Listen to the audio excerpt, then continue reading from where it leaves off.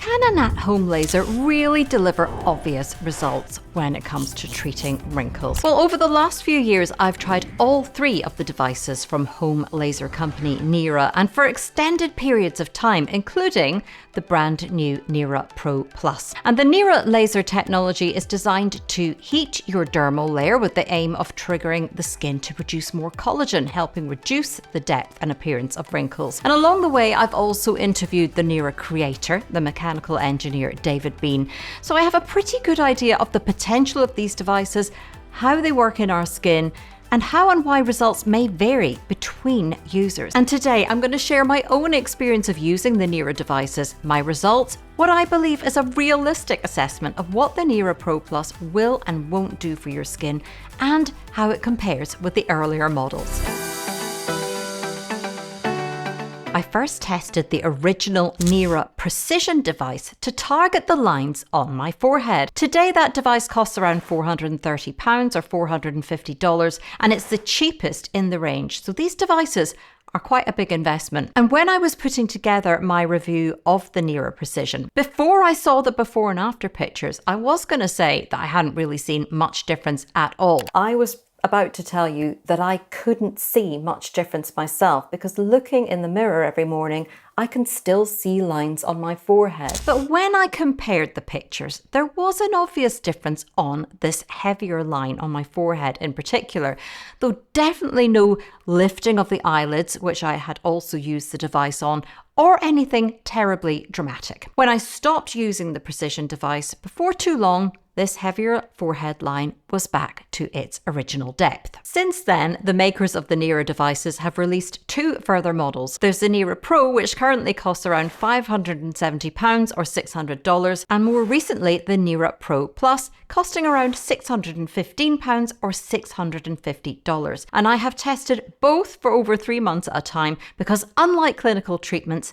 the home device takes longer to make any kind of difference. The Pro models are designed to target slightly larger areas than the Precision device, which has a smaller tip. They're also quicker and more comfortable to use because they have lighter power engines to prevent overheating. The new Nira Pro Plus is said to be 50% more powerful than the Nira Pro and decreases treatment time by around a third. That's because it delivers the shots of light faster, meaning you can move on to the next area more quickly. So all three devices are cordless, and you recharge them using a USB cable. You switch them on at the front, choose from 5 different power levels, then place the tip of the device flat against your skin. Now that can be a little fiddly. You sometimes have to readjust the tip before it will flash, but you don't have to press anything to fire the laser. It senses when the tip is fully flat against your skin and will automatically flash. And you know it's worked when you feel a warm flush against your skin and then hear a couple of beeps. And from there, you just move on to the next area. So for smaller areas like around the eyes, that's only going to take a minute. But for my chest area, for example, it took me just under 3 minutes with the Nira Pro, and 3 minutes is what Nira estimate it would take to treat your face with that device, falling to just 2 minutes with the Pro Plus model. And what the makers say is that used on clean, dry skin daily, you should see fewer wrinkles on the area you're treating within days, but full results will be visible between 8 to 12 weeks. So how exactly do these devices work on our skin? Well, the Nira is a non-ablative laser, and that means it works below the skin's surface without damaging the top layer. Ablative lasers typically used in clinics work more aggressively and therefore produce faster and more dramatic results by heating and removing the surface layers. The Nira uses a wavelength of 1450 nanometers, reaching just under 1 millimeter depth in the skin. So it more gently heats the outer layers of your skin without harming the surface. And the heat is what the makers say triggers your skin's natural repair process, encouraging it to produce more collagen and reduce wrinkles. It's FDA approved and considered safe for frequent use. But it's important to flag that the indications for use are for the treatment of periorbital wrinkles, so the wrinkles around the eyes. That's the area where we have clinical evidence of it being effective. Now, I mentioned at the start of this episode that I interviewed the Nira founder David Bean on the channel last year, and I will link that episode below because it was really quite enlightening, especially if you're considering buying a device. His company, Seminex, has provided laser diodes for in-clinic machines for over 20 years. Since most of these clinical treatments can be painful and cause downtime, he says he invented the Nira as a painless alternative for home use. And it targets water in our skin to heat it to the point where dermal cells send out a cell stress response, triggering the release of something called heat shock proteins. And it's believed these proteins kickstart a defense mechanism, prompting our cells to go into repair mode, including increasing production of collagen in the skin. It's why I'm a big fan of using saunas. I used to go and use a sauna all the time when I had a gym membership, but now that I work out at home, I use an infrared sauna blanket instead. And I filmed an episode dedicated to the power of heat therapy, so I'm going to link that in the description below if you want to find out a bit more. But getting back to the Nira, the makers say their devices are designed to heat the skin just below the pain threshold and below the point where the tissue is damaged. Now, what I've noticed is that the Nira Pro models are very much more comfortable, I felt, than the Precision, which definitely could feel nippy on the higher setting. So they seem to have sorted that out with the Pro models. The newer Nira Pro Plus feels warmer on the skin than the Pro because of its increased intensity, but it's not painful or nippy at all in my experience. But when you're using devices like this, you want to make sure you're setting it to a comfortable level, especially to start with, to avoid overheating your skin and getting undesired effects like dryness. So you should be feeling heat but no pain. Now, the Pro devices appear to be well tolerated by most users. I've had quite a lot of feedback from viewers now, and only one complained about the appearance of what she described as bumps under her eyes, which she linked to using the Nira. So when I looked to see if there were other reports of something like this, I noticed there is an adverse event report on the FDA website where a user reported experiencing bumps and dark, bruised-looking areas after continued daily use for 3 months. Now, while these instances appear to be very rare based on consumer feedback and Nira's own clinical trial, it's crucial to understand that any device putting energy into your skin and heat does carry a small risk of adverse effects, and I will cover those identified in the clinical trial shortly. But this is why I would always urge people to exercise caution, particularly when you first start using a home device like this.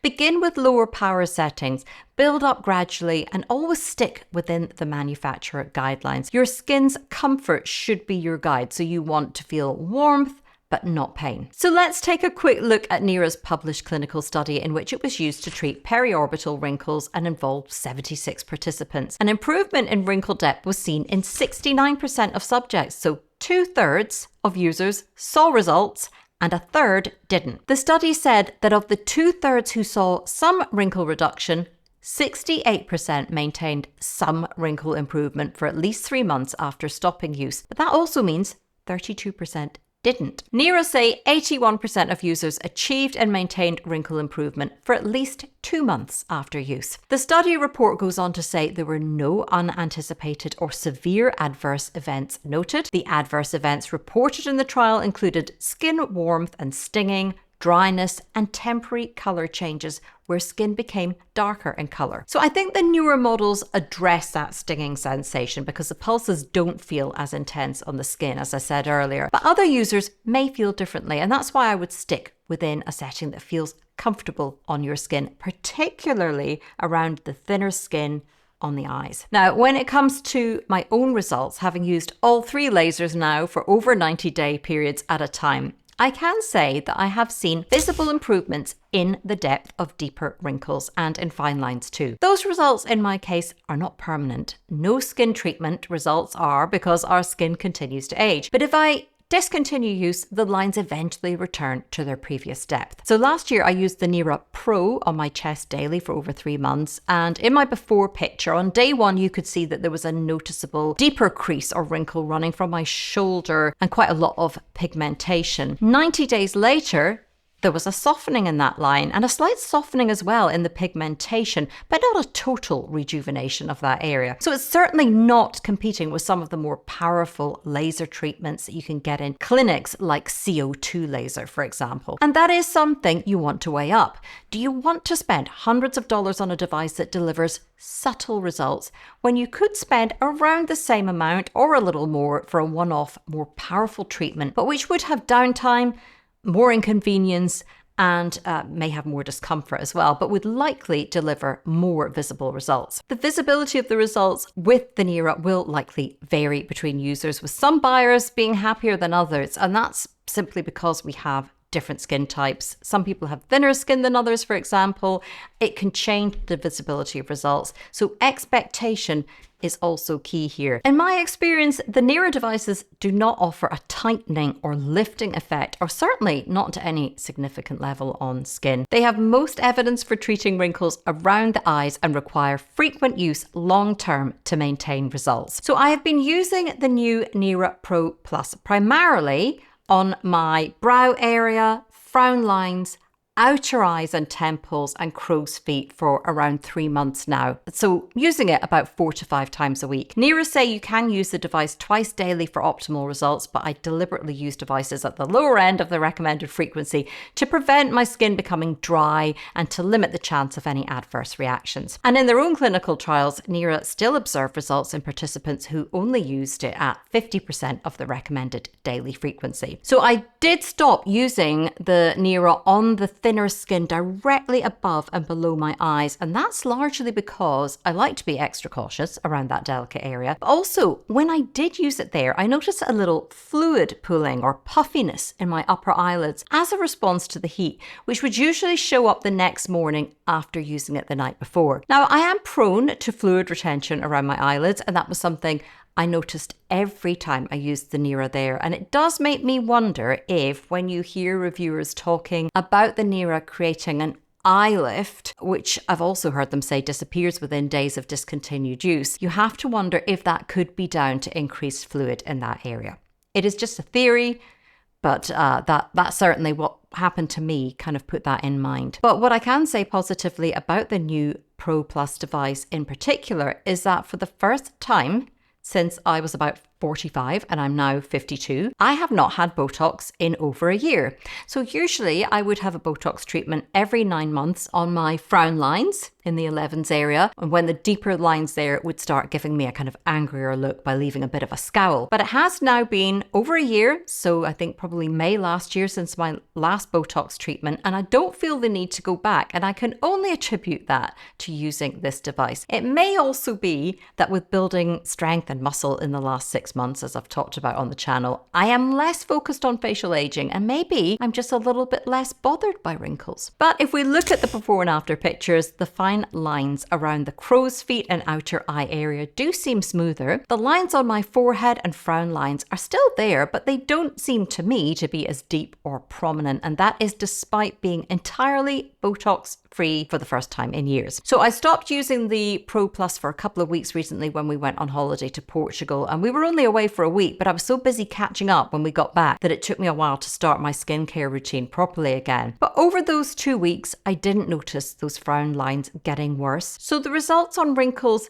didn't just disappear overnight or in a few days. In other words, they don't only seem to be down to temporary inflammation or something like fluid retention. And I'll continue to use the Pro Plus and have also expanded my routine to using it lower down my face now and around my jawline, because for me, the overall goal is to have a reasonably simple but effective skincare routine. And I will link in the description to my full skincare routine if you're interested in seeing what I use. But I add in a couple of devices like a red light panel and the Nira to help reduce wrinkles, support collagen production, and slow down the visible effects of aging on my skin. I do that alongside daily walking, strength training 3 times a week, and a mainly whole foods-based diet with the goal of looking and feeling as vibrant as I can for as long as I can. And if I was choosing between the 3 Nira devices available, then I would go for the Pro Plus. It's only marginally more expensive than the Pro. It's more powerful than its predecessors, yet considerably more comfortable than the original Precision device. And the bottom line is, if you're looking to improve the appearance of wrinkles, and especially fine lines, and slow down their progression, then this device could be helpful, though you would likely get more visible and faster results with a clinical treatment, but that may involve a bit of discomfort and recovery time too. And in my experience, like I said, home laser treatments are not going to lift, tighten, or transform your skin. To me, home anti-aging devices in general deliver only very subtle results, so that is important to factor into your thinking and your expectations. So I hope you found this guide helpful if you've been weighing up whether to get a Nira device, or if you were just interested to hear my experience of using a laser device.